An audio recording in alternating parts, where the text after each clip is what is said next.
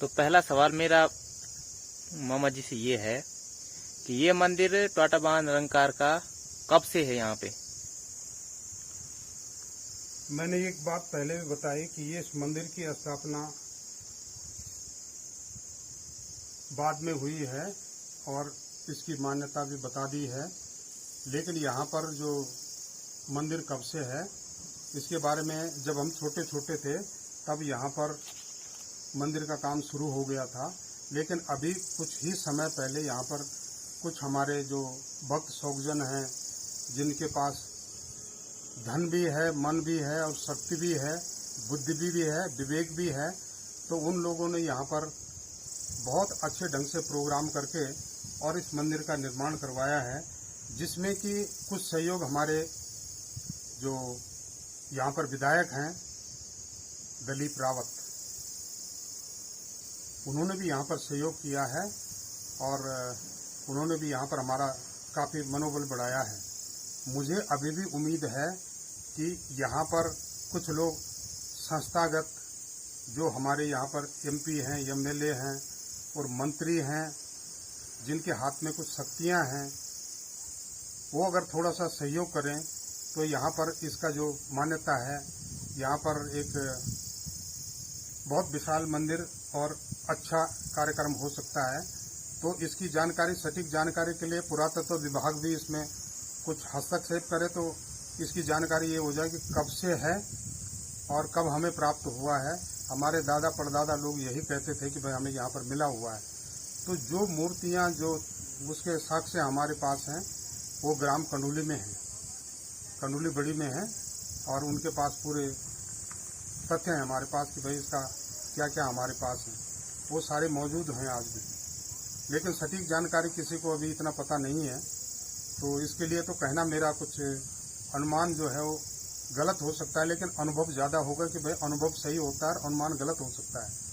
तो इसकी सटीक जानकारी हमारे जो पूर्वज हैं, जो बड़े बड़े वो लोग हैं जो जिनकी उम्र तो गुजर गई है, काफ़ी बड़ी हो गई है, लेकिन ये इसका जवाब वही दे सकते हैं।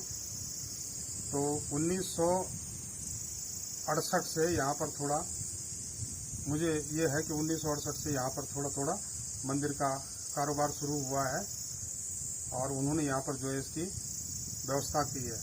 अभी सब लोग हमारा सहयोग करेंगे। मुझे इन्हीं आशाओं के साथ मैं ये कहूँगा कि सभी जो लोग हैं हमारे यहाँ के मेंबर भी हैं और गुआ गुंदरू वाले हैं जितने लोग, हाँ कुछ लोग जो है अपना एक ग्रुप बना के रखा हुआ है, उसमें जय टोटाबान धाम की तो कहते हैं, लेकिन इस तरह से कहते हैं, अच्छी बात है, मन में रखो, लेकिन थोड़ा सा अपने आपस में बातचीत तो शुरू करो। कई लोग तो बातचीत करने से ही अपने आप को एक तरफ कर देते हैं। कुछ लोगों ने बातचीत ही बंद कर दी है। मुझे मालूम है कि सब लोग नाराज हैं और ये नाराजगी इतनी जल्दी नहीं जा सकती है, और हम एक खानदान है कि काफ़ी जगह हम बंट गए हैं, लेकिन मैं ये कहूँगा हम भावनाओं में बटे हुए हैं लेकिन मन से नहीं बटे हुए हैं। अभी भी मुझे उम्मीद है कि सारे भक्त जितने भी हैं यहाँ पर, जितने ग्रुप में हैं, जो ग्रुप में भी नहीं हैं, मैं सबके लिए यही कहूँगा एक बार, कुछ दिशाएं भी हमारे साथ हैं, कुछ बहनें भी हैं, कुछ हमारे रिश्तेदार भी हमारे से जुड़े हुए हैं, इस ग्रुप में जुड़े हुए हैं। मैं सबसे यही कहूँगा कि भाई आप जुड़े रहिए, अपनी भक्ति भावनाओं का यहाँ पर जो है सहयोग कीजिए।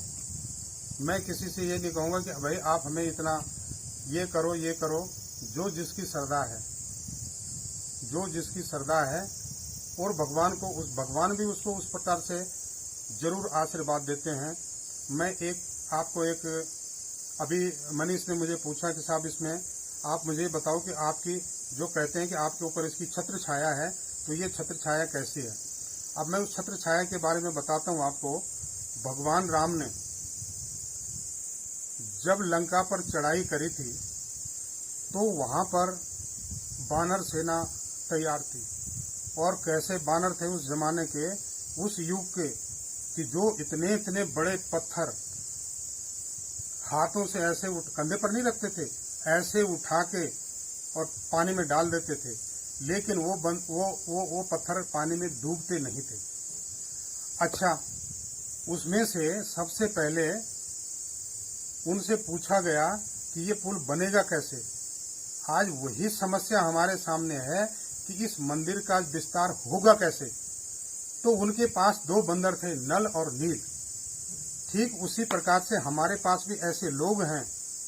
मैं किसी का नाम तो नहीं ले सकता, मेरे लिए तो सारे नरनीली हैं। मैं तो उसमें से एक बानर भी नहीं हूँ, न मैं किसी का सेना नायक न किसी का सेनापति।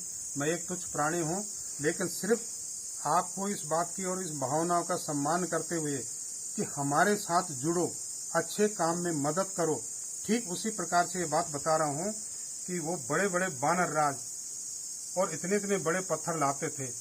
अब एक बार कैसे हुआ कि हनुमान जी भी एक बहुत बड़ा पत्थर लाए और उन्होंने उस पत्थर को पानी में डाल दिया। वहां पर एक जो है, देखते देखते एक गिलहरी आई। भगवान राम, लक्ष्मण वहीं बैठे हुए थे, एक बहुत बड़ी शिला पर बैठे हुए थे और वो ये सारा दृश्य देख रहे थे। ये सारा दृश्य देखते देखते एक छोटी सी गिलहरी उनके सामने आई, लेकिन वो अपना शरीर गीला करती और गीला करने के बाद थोड़ा रेत में लेटती और रेत में लेटने के तत्पश्चात एक पत्थर पर खड़ी होती और अपने शरीर को ऐसे ऐसे करके और वो रेत गिरा देती थी। जब वो गिलहरी 6-7 बार गई और भगवान राम उसको देखते रहे कि भाई ये गिलहरी क्या कर रही है। लक्ष्मण ने भी देखा, लक्ष्मण ने कहा देखो भैया ये गिलहरी क्या कर रही है। भगवान राम ने उस गिलहरी को अपने हाथ में उठा लिया और फिर पूछा कि हे गिलहरी, तुम ये क्या कर रही हो। गिलहरी ने जवाब दिया कि जैसा मेरा शरीर है, जैसे मैं हूं, मैं विशालकाय शरीर वाली नहीं हूं, बहुत सूक्ष्म शरीर है मेरा। जितनी मेरी सामर्थ्य है मैं उतना काम कर रहा हूं और वो काम करते करते मेरे शरीर में जितना रेत आता है मैं उतना यहाँ पर गिरा देती हूँ ताकि ये पुल जल्दी से जल्दी बन जाए। भगवान राम बड़े खुश हुए, उन्होंने उस गिलहरी को अपने हाथ में रखा और हाथ में रखने के तत्पश्चात उन्होंने उसके ऊपर ऐसे हाथ फेर दिया। आज भी गिलहरी पर 5 उंगलियों के निशान गिलहरी के ऊपर पड़े हैं। ठीक उसी प्रकार से हमारे ऊपर भी इस ट्वाटाबांझ धाम की जो कृपा है, वो हमारे जितना भी हमारा वंश है, जितने भी दिशाएं हैं, उनके ऊपर उसकी कृपा बरकरार है आज भी। आप ये सोच लो कि मुसीबत आती है लेकिन जाते जाते उसका पता नहीं लगता। रही किस्मत की बात, ये दुनिया है, इसमें आना और जाना सबको है, यहाँ रहना किसी को नहीं है। लेकिन एक बात और है, वहाँ उसको मैं वही बता रहा हूँ अभी कि उसी गिलहरी की तरह मैं भी एक तुच्छ प्राणी हूँ। मैं अपने सामर्थ्य के अनुसार इस धाम की जो मेरे से, मेरे परिवार से, मेरे खानदान से हो सकता है, हे ईश्वर ऐसी कृपा बनाए रखना। दुख तो जरूर देना, लेकिन उस दुख को ज्यादा समय मत रखना। और ईश्वर भी वही करता है, आपकी सिर्फ परीक्षा लेता है, उसकी पोटली बना के आपके सिर में नहीं रखता। अगर हमारा मन खराब है तो समझ लो हमने पोटली अपने कंधे पर लाद दी है और हम उसमें चल नहीं पाएंगे। तो आज सवालों का बहुत जिज्ञासा हो रही है मन में, तो मैं कई सवाल उत्पन्न हो रहे हैं मेरे हृदय में, तो मैं पूछता हूँ कि एक सवाल और है कि तुलसी का मतलब बता दीजिए मुझे, तुलसीदास का। देखो, ये बहुत अच्छा सवाल आपने किया है कि उनका नाम तुलसीदास है और तुलसीदास का मतलब क्या है। मैं ये कहूँगा कि आजकल के बच्चे कुछ संस्कार में हैं और कुछ सरकार में हैं। जो संस्कार में हैं, संस्कार सभ्यता सिखाती है और सरकार हुक्म चलाती है। जो बच्चे संस्कार में हैं उनको इस बात का अवश्य पता है कि तुलसीदास का मतलब क्या है। तुलसी एक तू शब्द है पहले, यदि तू हम किसको कह सकते हैं, इसकी जानकारी हमें अवश्य होनी चाहिए। तू यदि एक शब्द है तू, तो हम अगर पिताजी के लिए बोलेंगे कि पिताजी तू क्या कर रहा है, तो उसी वक्त हमारे कान में थप्पड़ पड़ जाएगा कि क्या बड़ों को तू बोलते हैं। दादाजी को तू कहेंगे तो वहां से भी पड़ेगा। तो ये तू शब्द किसको बोलें? तू शब्द सिर्फ दो ही जगह मैच खाता है, बराबर ऐसा लग जाता है कि बहुत अच्छा लगता है। हे भगवान तू ही है, एक तो भगवान को, दूसरा कहते हैं माँ को, मम्मी तू क्या कर रही है। दो जगह ये सब। छोटे बच्चे को कहेंगे तू, तो दूसरे दिन वो हमें ही तू कहेगा और फिर हम उसको समझाएंगे बड़ों को तू नहीं कहते। इस तरह से ये तू जो है ना, इस शब्द का विवेचन तुलसीदास ने कहा था तू, तो तू माने राम। तू का मतलब होता है राम। जब हम माँ को तू बोल सकते हैं माँ के पेट से, तो उस माँ को भगवान का दर्जा दिया गया है। इसलिए जो है माँ का दर्जा सबसे ऊपर है, भगवान से भी बढ़ करके माँ का दर्जा है। माँ कितनी भी खराब क्यों न हो, माँ कितनी भी खराब क्यों न हो, हम उसकी बुराई नहीं कर सकते। वैसे आता है गुस्सा, करते भी हैं, लेकिन वो सबको माफ कर देती है, क्योंकि उसका नाम ही माँ है। माँ पर बहुत बड़ी कहानियां हैं, बहुत बड़े ग्रंथ भी हैं और कई श्लोक भी हैं कि माँ का गुण किसी ने नहीं दे पाया, और हम तो एक तुच्छ हैं, उसमें से शामिल भी नहीं है, उसका 1% भी नहीं है। लेकिन तुलसीदास ने इसीलिए तू शब्द का प्रयोग अपने लिए और माँ के लिए किया। ये दोनों जगह फिट बैठता है, और वो है तू का मतलब है राम, जिसने जन्म दिया। अब जिसने हमें बुद्धि दी है भगवान ने, उसके लिए भी तू शब्द आता है, तो यही राम है जिसको हम तू बोल सकते हैं। हे राम तेरा यार तू ही आसरा है, नंबर 1 बात। ता का मतलब हो गया राम, और ला का मतलब है लक्ष्मण, और सी का मतलब है सीता। इन तीनों का दास तुलसीदास, इसलिए उनका नाम तुलसीदास पड़ा। और इन तीनों का दास करते करते उन्होंने जो है भगवान राम को प्रकट कर लिया था। चित्रकूट में उन्हें प्राप्त हुए थे पहली बार, जबकि महर्षि वाल्मीकि को भगवान राम की कथा उन्होंने पहले लिख ली थी। भगवान राम की कथा उन्होंने पहले लिख ली थी। ये तो आप लोगों को पहले ही पता है, इसमें बताने की जरूरत ही नहीं है। कुछ तथ्य ऐसे होते हैं कि कई लोगों के समझ में देर से आते हैं, कुछ लोग पहले ही समझ जाते हैं। लेकिन जहाँ तक ज्ञान की एक पराकाष्ठा है, ज्ञान कहीं से भी बटोर लो वो कम ही रहता है।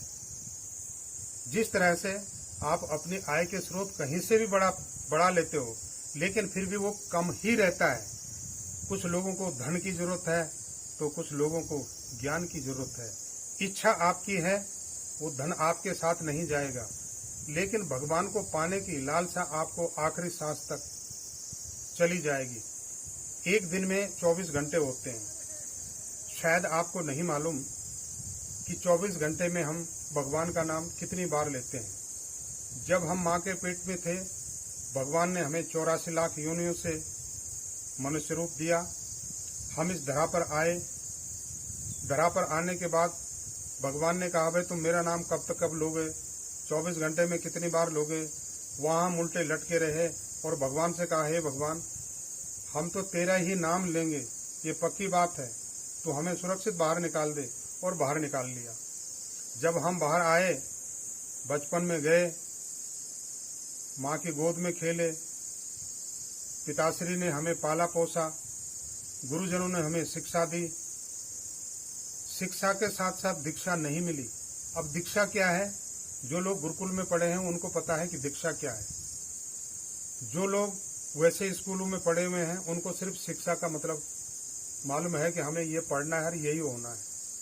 आजकल स्कूलों में लिखा हुआ है शिक्षार्थ आइए और सेवार्थ जाइए, यानी यहाँ से शिक्षा करके और आप नौकरी पर लग सकते हैं।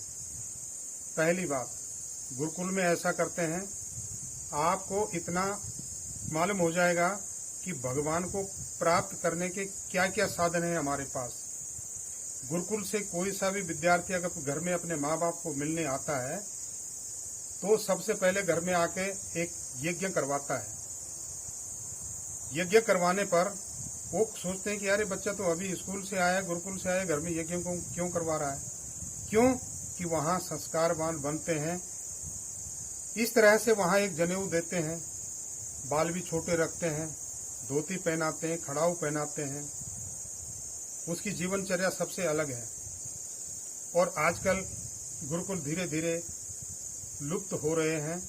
वैसे कहीं कहीं गुरुकुल मैंने देखा गुजरात में बहुत अधिक हैं, साउथ में भी अभी चल रहे हैं। पहले हिंदी संस्कृत में होते थे, अभी कुछ जो साउथ में हैं उनको संस्कृत भी आ गई। अब विदेशों में भी इन गुरुकुलों का बहुत बड़ा महत्व हो गया है और जो विदेशी लोग हैं वो भी हमारे हिंदू धर्म को अपना रहे हैं। एक हम ही हैं कि जो अपने धर्म का मतलब आज तक नहीं समझ रहे हैं। मैं किसी धर्म की आलोचना नहीं कर रहा हूँ, न मुझे किसी के धर्म से कोई लेना देना है, लेकिन एक बात बता रहा हूँ कि अपने जैसे अभी बताया कि भाई कम से कम एकता में बल होना चाहिए, वैसे हो जाना चाहिए। तो मैं आपसे भी यही कहूँगा कि गुरुकुल के जैसे संस्कार लाना थोड़ा मुश्किल है, लेकिन फिर भी संस्कारों की एक ऐसी लड़ी लगा दो कि हमारे बच्चों में वही संस्कार आए जो हम उनके अंदर डालना चाहते हैं। और मनीष, और इसके बारे में कुछ अगला सवाल कुछ है तो? मामा जी, आप पत्ते उठा रहे हो, इसका क्या मतलब है? हाँ मनीष, इसका एक विशेष महत्व है कि जो हमारे पूर्वजों ने हमें इस बात की जानकारी दी है।